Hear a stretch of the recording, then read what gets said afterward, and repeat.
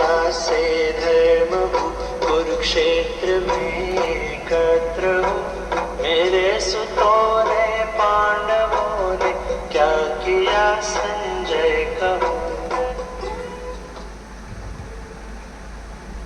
तब देख कर पांडव कटक को व्यूह रचना साज से इस भांति दुर्योधन वचन कहने लगे गुरुराज से।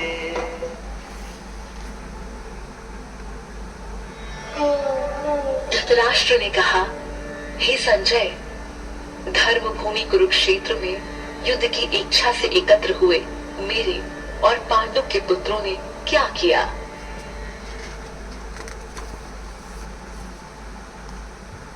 संजय ने कहा, पांडव सेना की व्यूह रचना को देखकर राजा दुर्योधन ने आचार्य द्रोण के पास जाकर ये वचन कहे,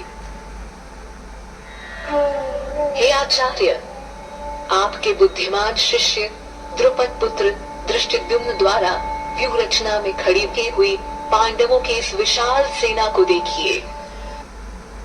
इस सेना में महान धनुर्धारी तथा युद्ध में भीम और अर्जुन के समान शूर योद्धा हैं, जैसे युयुधान, विराट तथा महारथी राजा द्रुपद। धृष्टकेतु और चेकितान तथा पराक्रमी काशीराज भी हैं।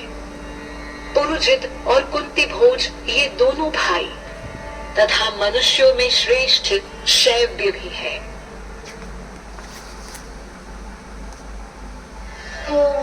पराक्रमी युधामन्यु, बलवान उत्तमौजा, सुभद्रा पुत्र अभिमन्यु और द्रौपदी के पुत्र ये सब महारथी हैं। हे द्विजोत्तम, अब हमारे पक्ष में जो विशिष्ट योद्धागण हैं, उनको भी जान लीजिए। आपकी जानकारी के लिए अपनी सेना के नायकों के नाम मैं आपको बताता हूँ। इसमें स्वयं आप द्रोणाचार्य, भीष्म, कर्ण तथा रणविजयी कृपाचार्य, अश्वत्थामा, विकर्ण एवं सोमदत्त का पुत्र भूरिश्रवा है। अनेक प्रकार के अस्त्र शस्त्रों से सुसज्जित तथा युद्ध में कुशल और भी अनेक शूरवीर हैं, जो मेरे लिए प्राण त्यागने को तैयार हैं।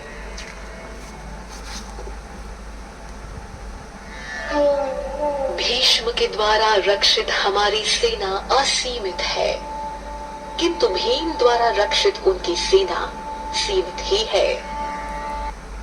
अपने अपने स्थान पर स्थित रहते हुए आप सब लोग भीष्म पितामह की ही सुरक्षा करें।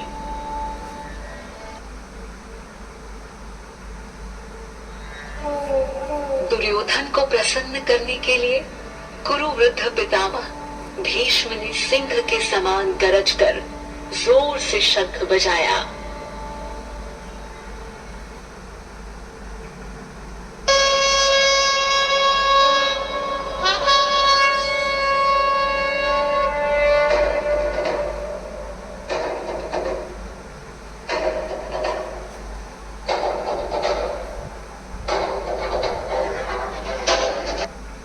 तत्पश्चात शंख, नगाड़े, ढोल, मृदंग व नरसिंघे आदि एक साथ बज उठे और बड़ा भयंकर शब्द हुआ।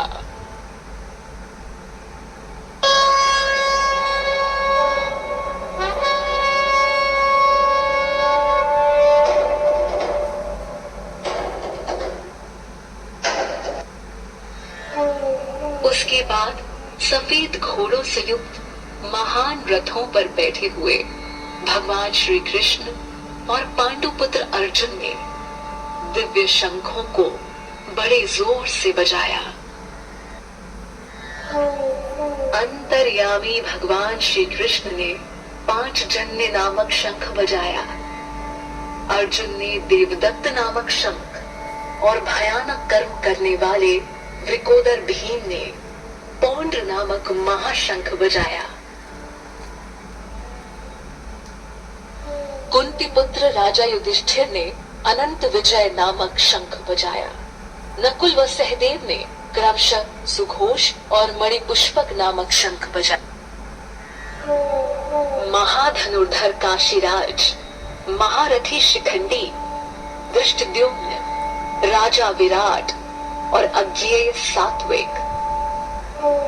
हे राजन, राजा द्रुपद, द्रौपदी के पुत्र और सुभद्रा पुत्र महाबाहु अभिमन्यु, सभी ने अलग अलग अपने अपने शंख बजाए। शंखों के उस भयंकर शब्द ने आकाश और पृथ्वी को भी गुंजाते हुए धृतराष्ट्र पुत्रों के हृदय विदीर्ण कर दिए। हे राजन, अब शस्त्रों के चलने की तैयारी हो ही रही थी कि उसी समय कपिध्वज पांडुपुत्र अर्जुन ने अपना धनुष उठा लिया और श्री कृष्ण से बोले।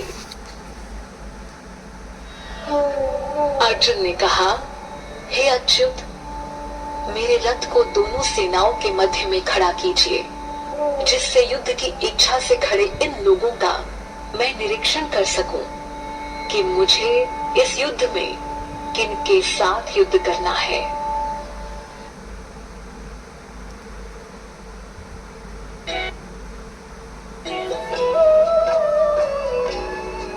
मैं देख लूं रण हेतु जो आए यहाँ बलवान है, जो चाहते दुर्बुद्धि दुर्योधन कुमति कल्याण है।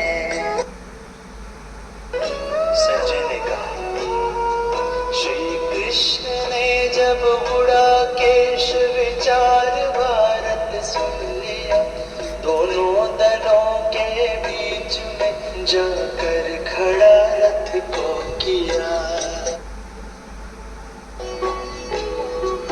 राजा रथी श्री भीष्म द्रोणाचार्य को जा सामने, लो देख लो कौरव कटक अर्जुन कहा भगवान ने। तब पार्थ ने देखा वहाँ सब है स्वजन बूढ़े बड़े, आचार्य भाई पुत्र मामा पौत्र प्रियजन है खड़े। स्नेही ससुर देखे खड़े, कौन्तेय ने देखा जहाँ दोनों दलों में देख कर प्रिय बंधु बांधव ही वहाँ।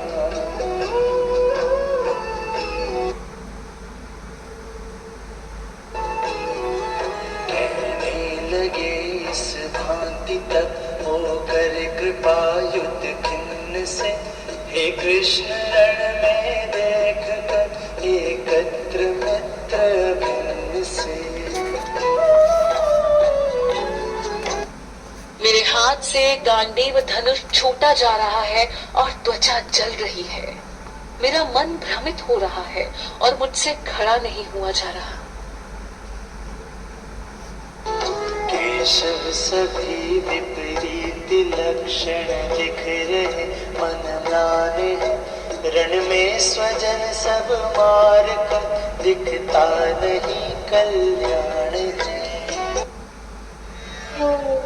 हे कृष्ण, न मैं विजय चाहता हूँ, न मैं राज्य और न ही सुखों को चाहता हूँ। हे गोविंद, हमें ऐसे राज्य से अथवा ऐसे भोगों से जीने का क्या लाभ है? जिनके लिए सुख भोग संपत्ति राज की इच्छा रही, लड़ने खड़े हैं आश तज